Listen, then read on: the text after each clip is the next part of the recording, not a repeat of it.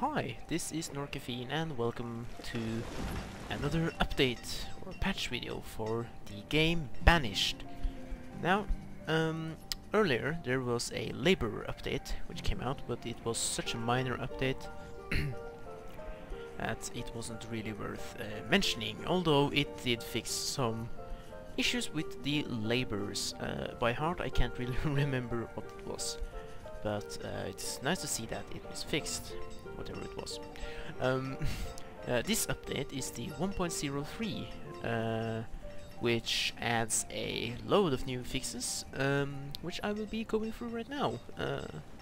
The changelog is of course a tad bit smaller than the 1.02, which was a rather big update, or 1.0.1, I don't remember. Yeah, 1.0.2. But this one has about 8 patching or fixed issues. Now the first one is the fix the potential crash that will occur if two buildings were overlapping each other. Now I never experienced that myself, how a building could overlap, but I guess it would happen during building and not afterwards, because you can't really build something upon each other. Although it must be said that every game has its fair share of bugs, but you might necessarily not experience the same bugs as the other man. So I can't for honestly say that in my 120 hours of this game I never had that problem. Now our next problem, or fixed problem, was the splitting of the emptying herds from pastures, which will no longer cause small pastures to become overfull. I may have experienced that problem, I think, which I think it may even out the amount of sheep to like the nearby pastures. Although I'm not really sure, but it wouldn't just fill up the smallest pastures. I guess that would be like, oh, that's a pasture, and they will send every sheep there, and you will exceed the limit maybe by 10, and they will just slaughter every sheep. That does not happen here, and thank God for that. But if you have experienced that, you can be glad to see that this is fixed. And now there's a option to set the scale of status icons. This is useful in ultra-wide resolution, where the icons become large. So I will only assume that we finally can... Oh, here we can actually swap which display I will want to use. Yeah, here we can see here. We can increase the scale up to 200. Let's resume. Okay, so these are enormous right now. And we can pop it down to 100 again, which is just where I want it to be. And you can see the user interface is way smaller, which is nice for a, I guess, big resolution screen or something. For me it's not really useful. As you can see, it's kind of hard to see which, or to be precise, more like it, with the mouse. And if you move it all the way in the back, you will increase. Now I do like it at maybe 125 or 120. It's fine. Yeah, that's not too small. It's still readable.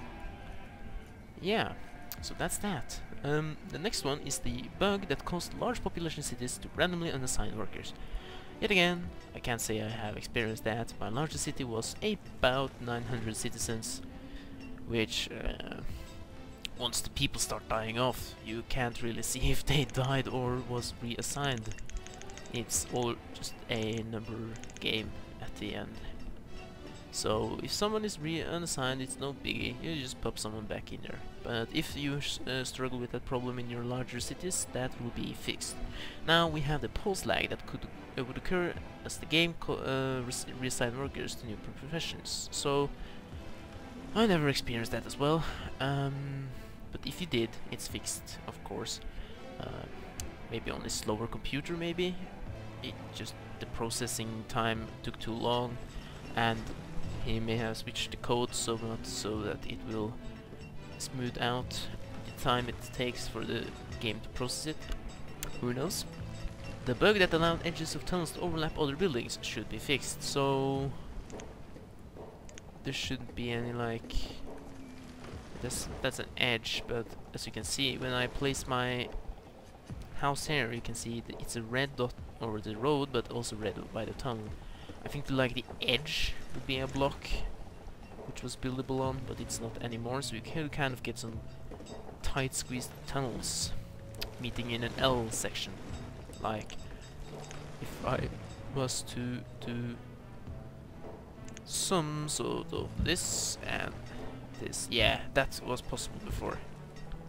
You can now see they don't allow you to do that, basically. So let's stop that before they build it.